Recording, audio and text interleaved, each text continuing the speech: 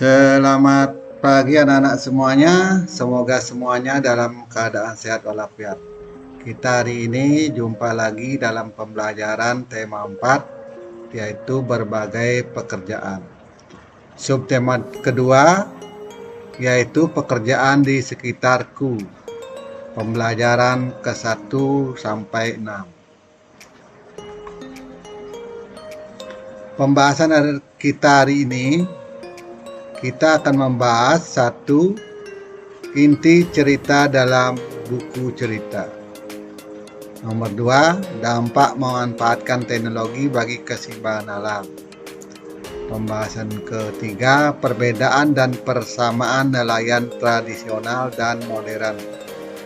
Terus yang keempat, jenis pekerjaan dalam suatu kegiatan ekonomi. Nomor 5, makna sila kedua dari Pancasila. Terus yang keenam, gambar ilustrasi. Kita lanjut. Inti cerita dalam buku cerita. Dalam sebuah cerita, kita dapat mengetahui tokoh cerita. Kemudian, kita juga bisa mengetahui peristiwa daripada cerita itu. Kemudian inti dari cerita itu. Nah, bacalah penggalan cerita mengenai Suster Kemala. Nah, kita lihat, Bapak akan bacakan tentang terima kasih Suster Kemala. Ini juga ada di buku tema kalian. Ya. Terima kasih Suster Kemala. Sakit memang tidak enak, apalagi jika harus dirawat di rumah sakit. Namun, apa boleh buat jika menurut dokter itu yang terbaik? Ya harus dijalani. Itu yang aku rasakan saat ini. Sudah beberapa hari badanku panas tinggi. Ibu pun sudah beberapa malam tidak tidur. Ia terus mendampingi dan mengompres badanku.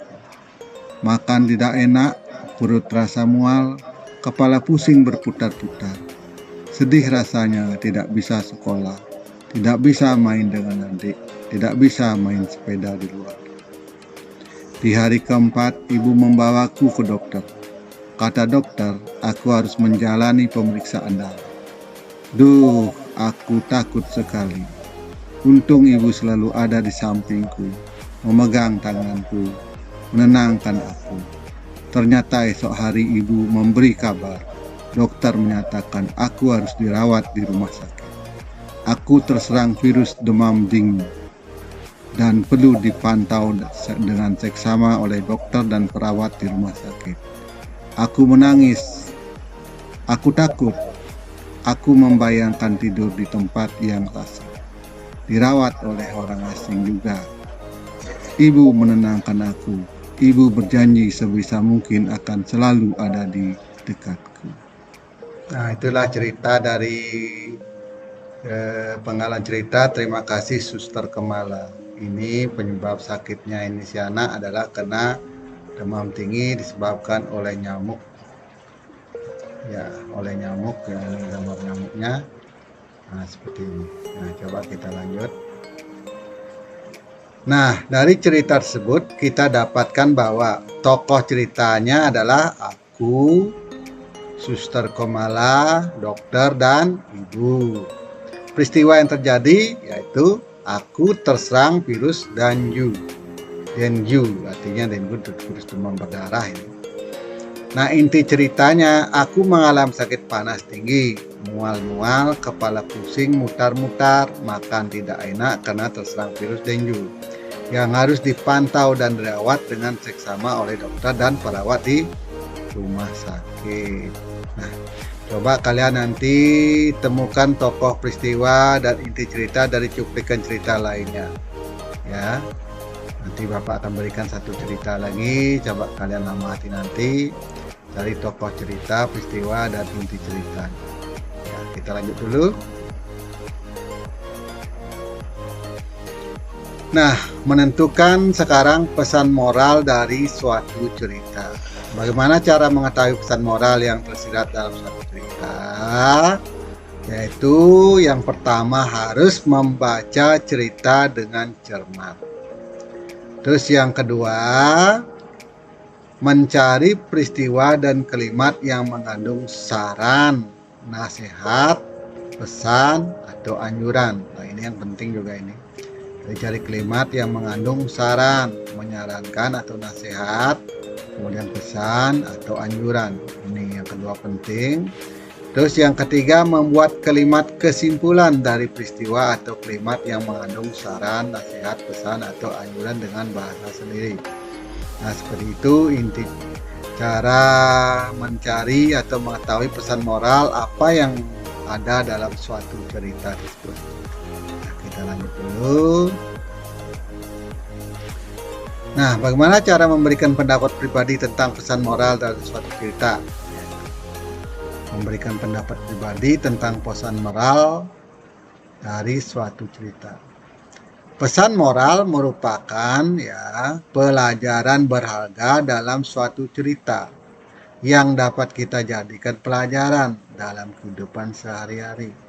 Nah, dalam suatu cerita dongeng itu selalu ada pesan moralnya yang disampaikan, baik yang tersirat maupun yang tersurat.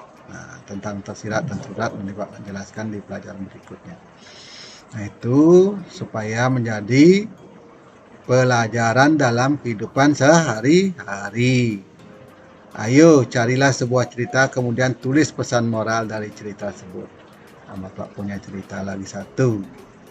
Nah, ini ceritanya Raja Parkit yang cerdik. Coba temukan pesan moral dalam cerita Raja Parkit yang cerdik. Ya, coba Bapak Guru bacakan ya. Kita dengarkan bersama-sama. Raja Parkit yang cerdik. Pada zaman dulu kala, di sebuah hutan di negeri Aceh, hiduplah seekor raja burung parkit beserta rakyatnya. Raja Parkit itu dikenal sangat arif bijaksana dan cerdik sehingga ia sangat dihormati dan dikagumi oleh rakyatnya. Raja Parkit dan rakyatnya hidup dengan aman, damai, dan tentram di hutan itu. Setiap hari mereka berkicau dengan suara merdu. Mereka juga saling membantu dalam mencari makanan.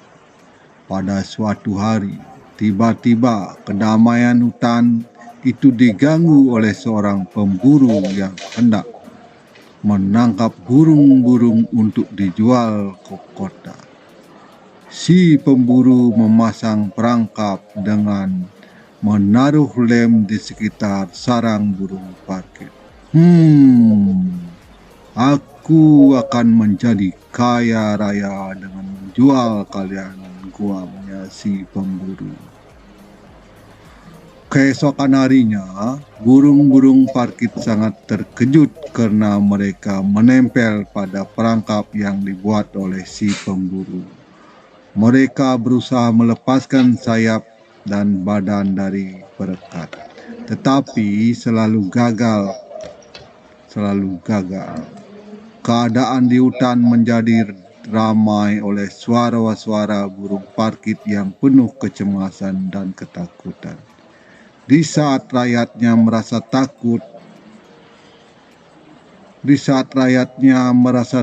takut dan cemas, Raja Parkit tetap bersikap tenang sambil mencari ide untuk bisa meloloskan diri dari perangkap si pemburu.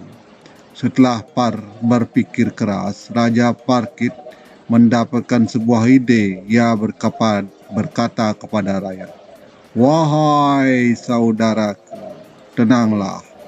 Ini adalah perekat yang dibuat oleh si pemburu. Besok kalau si pemburu itu datang, kita pura-pura mati saja." Demikian perintah si raja kepada rakyatnya. Keesokan harinya datanglah si pemburu itu ke hutan untuk memeriksa perangkapnya. Namun setelah memeriksanya satu persatu, si pemburu itu pun kecewa karena melihat burung-burung tangkapannya sudah tidak bergerak. Pemburu menyangka burung-burung parkit itu sudah mati. Tiba-tiba pemburu jatuh terpleset sehingga kawanan burung-burung parkit yang sedang berpura-pura mati itu terkejut, lalu terbang seketika dan bebas. Hanya Raja Parkit yang belum terlepas dari perangkap.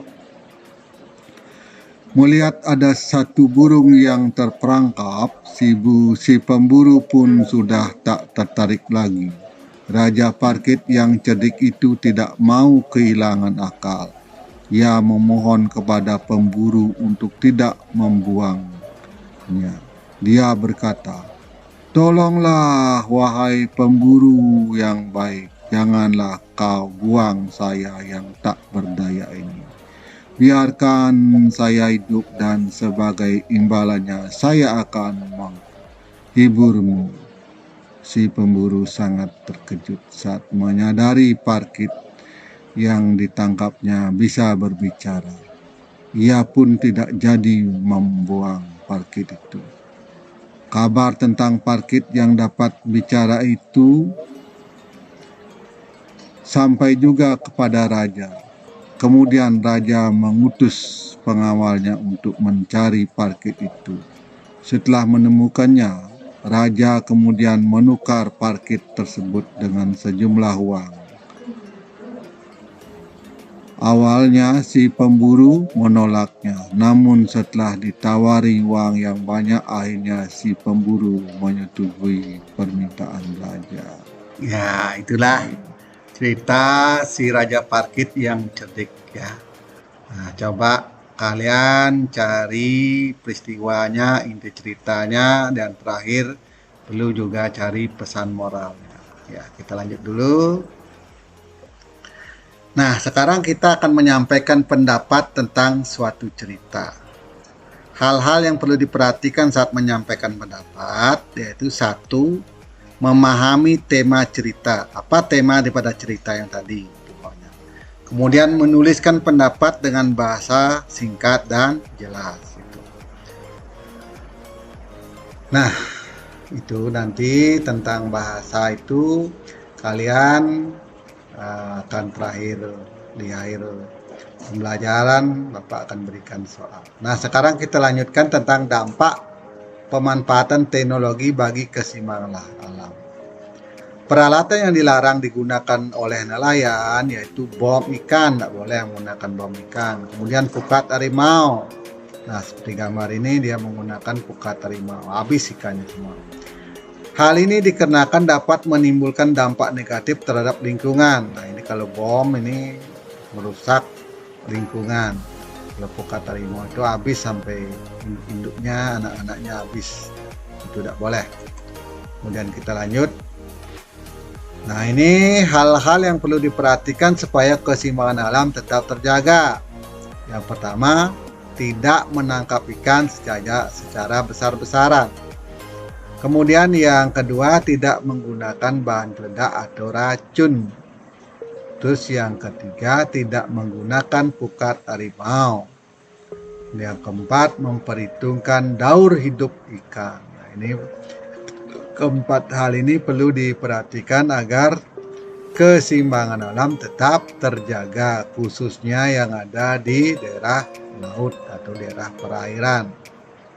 Ya, tidak boleh menggunakan bahan peledak, tidak boleh menangkap ikan secara besar-besaran, pukat harimau, dan kita harus juga memperhatikan daur hidup ikan. Daur hidup ikan itu siklus kehidupan ikan itu. Itu diperhatikan, diperhitungkan ya. Jangan yang kecil-kecil ditangkap, yang biar ada nanti yang udah besar baru ditangkap. Jangan yang kecil-kecil, nanti udah besar kan dia bisa beranak lagi. Kita lanjut dulu. Nah, apa perbedaan dan persamaan nelayan tradisional dan nelayan modern? Nah, kalau nelayan tradisional, mereka menggunakan perahu layar, menggunakan peralatan tangkap sederhana. Ya.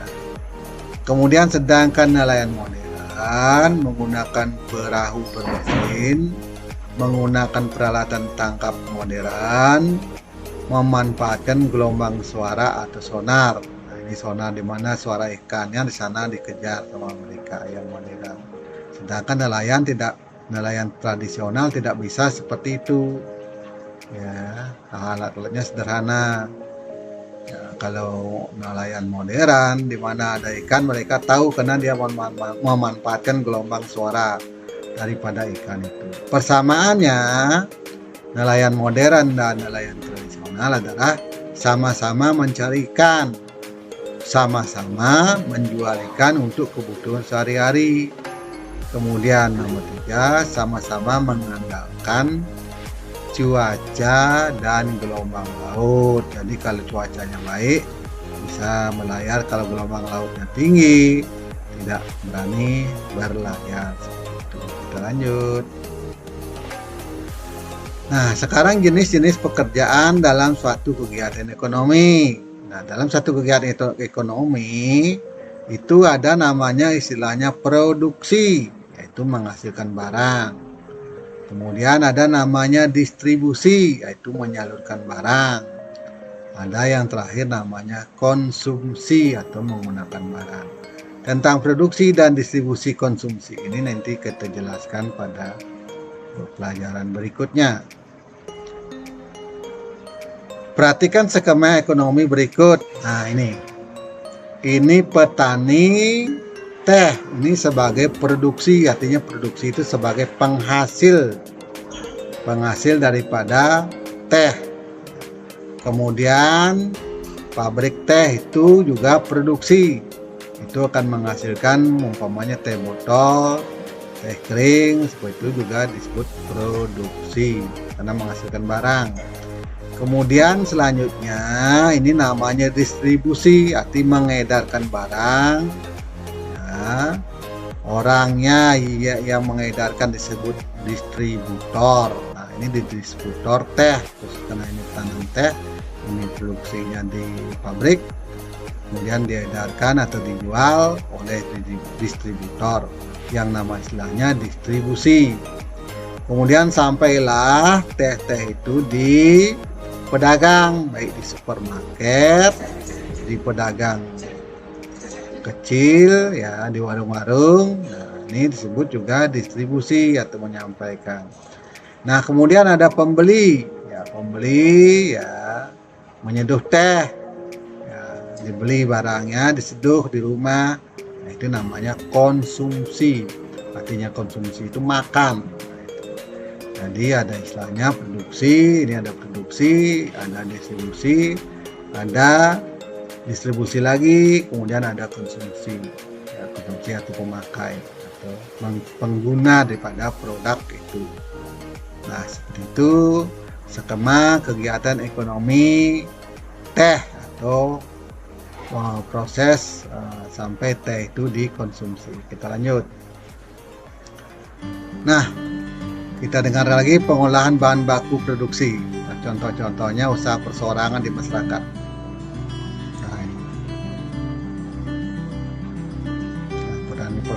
Petani mengolah pertanian dengan modal usaha sendiri.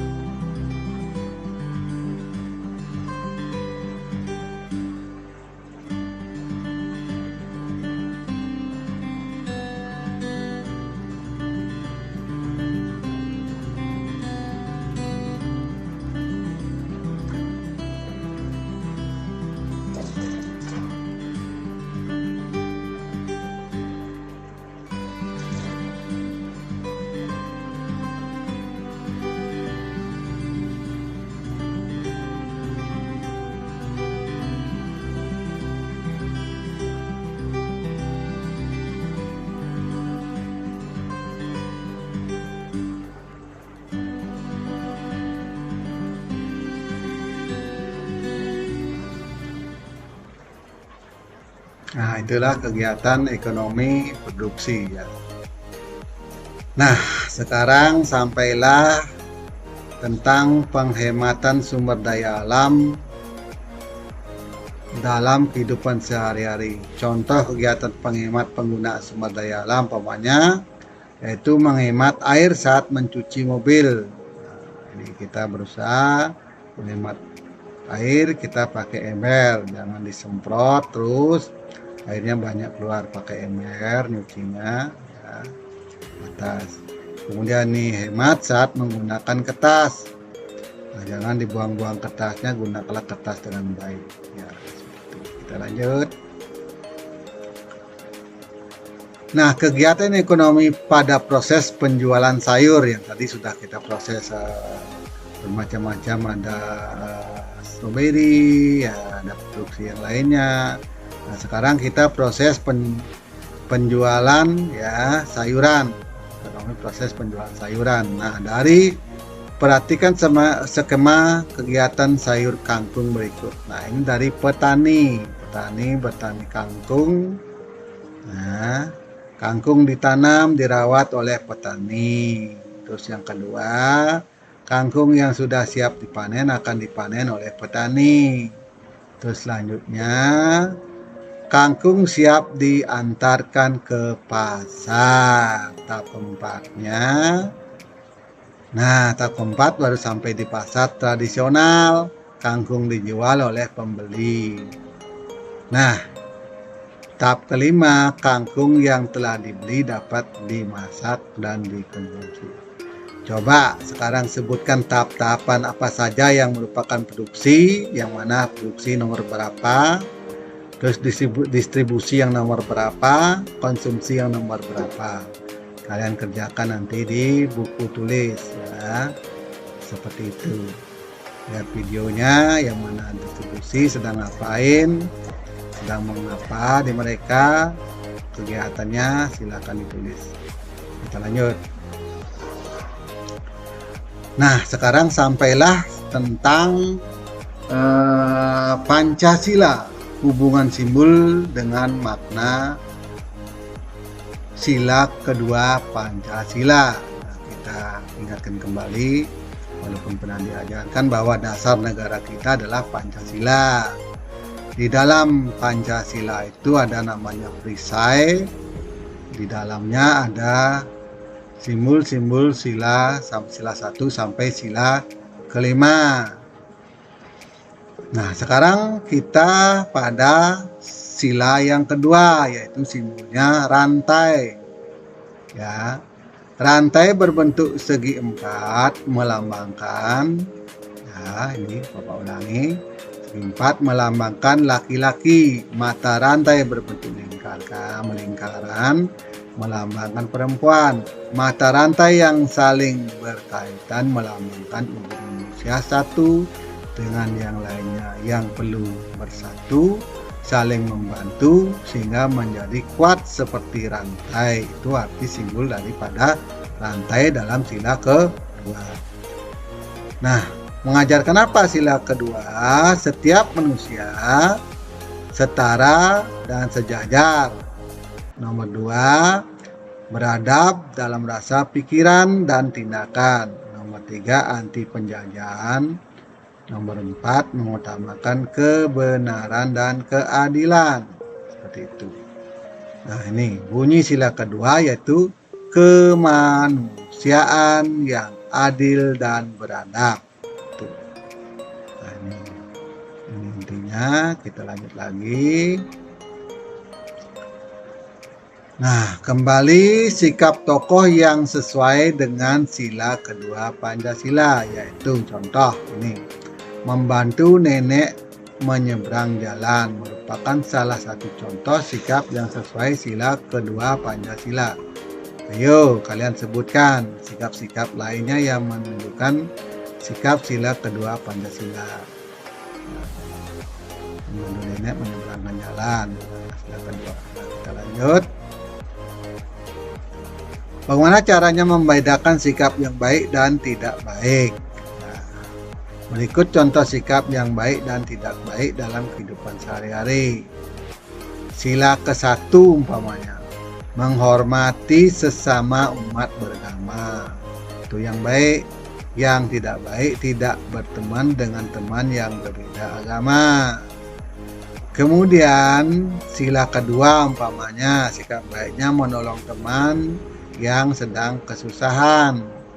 Yang tidak baik sombong dengan barang-barang yang kita miliki, itu tidak baik. Itu sesuai dengan sila kedua, berarti tidak boleh sombong ya, harus kita menolong sesama yang sedang kesusahan.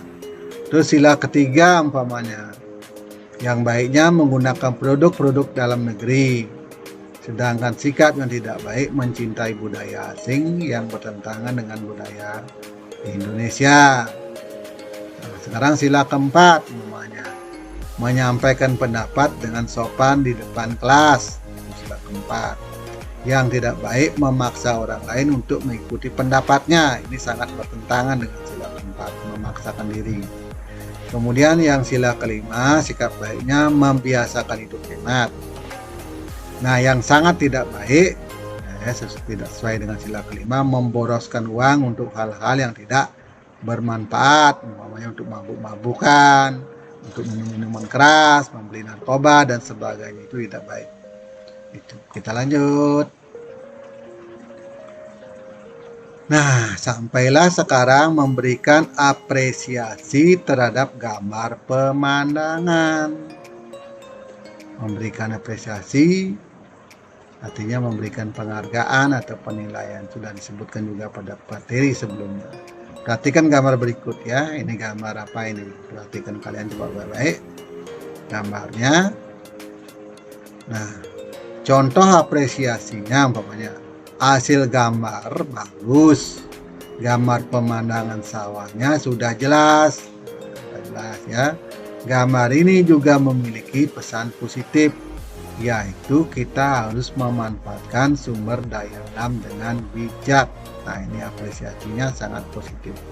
Coba berilah apresiasi terhadap hasil karya teman kalian yang lain nanti di sekolah ya. Kita lanjut dulu. Nah, sekarang ada gambar ilustrasi. Apa itu ilustrasi? Ilustrasi adalah gambar berupa foto atau lukisan untuk memperjelas isi buku, karangan, dan sebagainya. Ini ilustrasi. Contohnya, langkah-langkah membuat ilustrasi, makanya menentukan tema. Ya, menentukan tema. Contoh yang Bapak berikan, contoh tema gambar, makanya kerukunan antar warga. Nah, ini orangnya. Nah, ini sketsa dari orang yang sedang bersalaman. Kemudian, nah ini sudah disket lalu digambar seperti ini. Kita menentukan tema, membayangkan kegiatan apa yang harus dilakukan, yaitu menggambar sketnya, sudah sket tadi. Kemudian yang ketiga, yang keempat menyempurnakan gambarnya. Nah, kita lanjut. Sampailah evaluasi. Cepat kan anak? Nah, tadi sudah ikuti pembelajarannya. Nah, sudah menyimak juga videonya tentang bacaannya yang sudah Bapak bacakan. Sekarang evaluasinya, bagaimana cara mengetahui pesan moral yang tersirat dalam sebuah cerita? Coba tulis ya. Nomor 2, hal-hal apa yang perlu diperhatikan dalam menjaga keseimbangan alam? Nomor 3, jelaskan hubungan antara simbol dan dengan makna sila kedua Pancasila.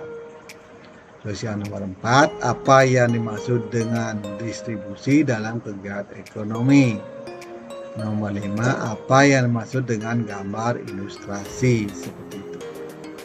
Ya, sampai di sini dulu anak-anak ya. Sampai jumpa pada pembelajaran selanjutnya. Dah.